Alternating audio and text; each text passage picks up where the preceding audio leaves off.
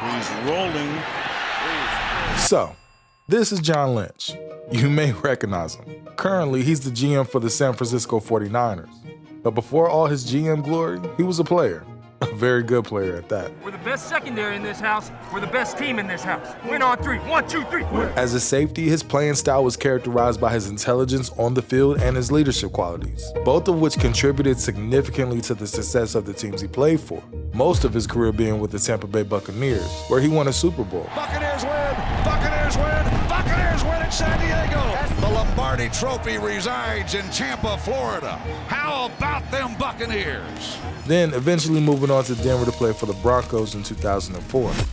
I'd like to say that I'll always be a Buccaneer. You know, I'll be playing someplace else next year, and I look forward to that, but I'll always be a Buccaneer. After a year under Coach Mike Shanahan's system, Lynch would start to become a key figure on the Broncos defense. The team, with a previous record of 10-6 the year before, was a powerhouse with playoff aspiration, and Lynch's leadership was instrumental in the playoff push. You guys are trying to kill me. I'll tell you what, you guys fought, we lost a little bit right there at the end, but you managed to come back and stay in there and fight your ass off. That's what it's all about. So, the stage was set for another playoff berth with their record at 12-3 with the final game of the season against their division rivals, the San Diego Chargers, led by head coach Marty Schottenheimer and their star quarterback, Drew Brees. Are you still kind of pinching yourself that you're actually a professional football player? Yeah, I do. Because this was my ultimate goal when I was a kid, and you'll think, oh, this is crazy, but I wanted to be the only man to play professional football, baseball, and basketball. At the time, Drew was a rising QB in the league. However, he was on a one-year prove-it deal. 2 years prior, the Chargers were tied for the worst record in the league, where Brees struggled and was ultimately replaced by Doug Flutie mid-season. However, with his starting job on the line and the franchise drafting his potential replacement in Phillip Rivers, Drew would have a breakout 2004 season and get his first Pro Bowl selection, as well as NFL Comeback Player of the Year. So, with just another okay season at 9-6 the following year, and the Chargers already eliminated from making the playoffs, Drew needed a win in this last game against the Broncos to solidify his new contract and his position as the starting quarterback for the Chargers. But unfortunately, John Lynch had other plans.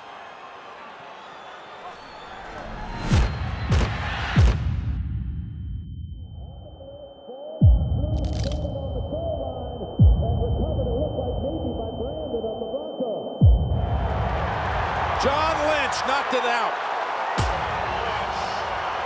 I think Drew Brees got hurt on that play going for that fumble. He has been hit a lot this year from behind. It's the blitz from the outside. John Lynch, unblocked, caught the offense by surprise. And when you try to recover a fumble in this league, there are a lot of bodies flying after it. And just that quick, he was done. In an ultimately meaningless game, Drew suffered a torn labrum and damage to his rotator cuff, in addition to dislocating his shoulder. The injury to Brees would require surgery during the offseason, and ultimately would have a longer recovery period than initially anticipated. According to his doctors, he would only have a 25% chance of ever playing football again. As much as I wanted to believe in my heart, that I was going to come back and I was going to come back stronger. I mean, that was my mindset and my, everything in my being was saying that. Still, there was reality. I hope I can come back and do this.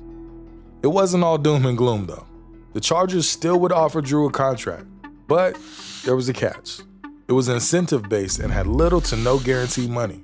Drew would take the contract as an insult and decide to test free agency for the first time ever in his career. But Drew would need a team to believe not only in his action, but that he would ultimately make a full recovery.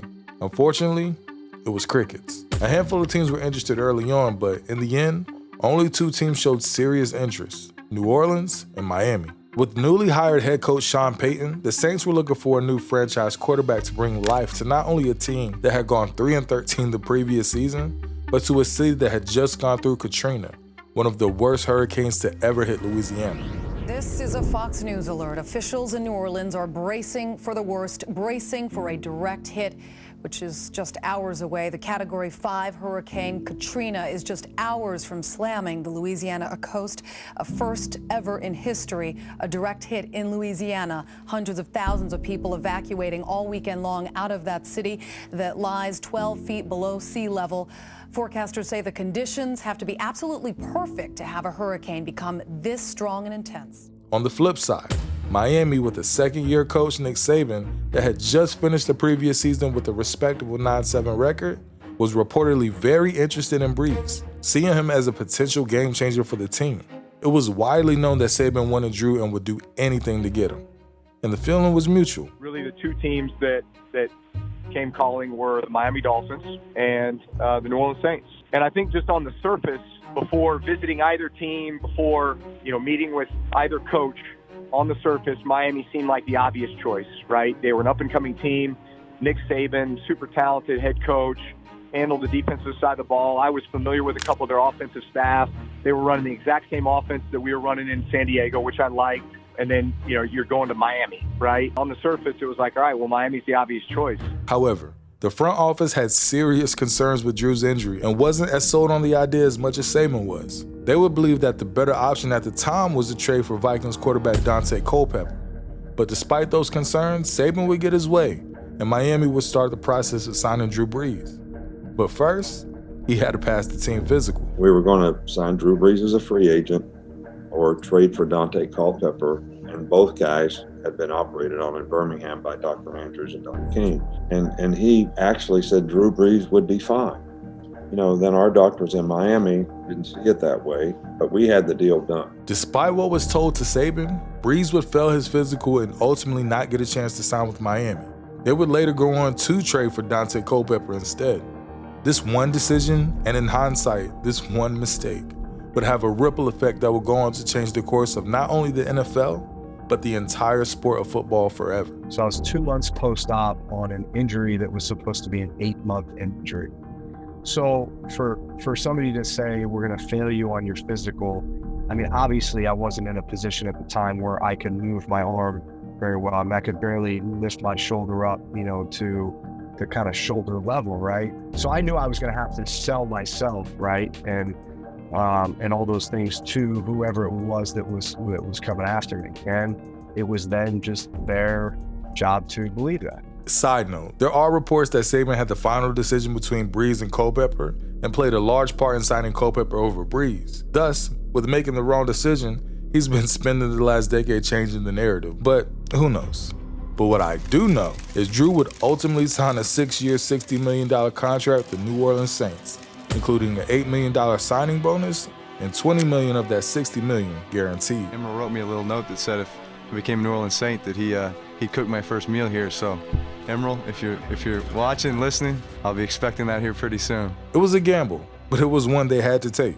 The Saints needed a familiar name as the marquee for ticket sales, since they would be returning to New Orleans that season due to relocating the previous year for Katrina. But for the Saints fans, or even the NFL world in general, I don't think they saw this coming.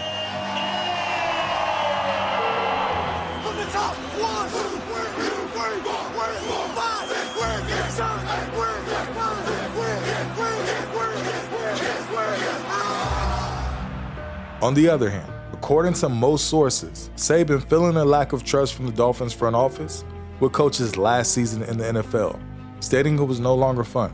He would eventually go back to college, where a head coaching job at Alabama would recently open up.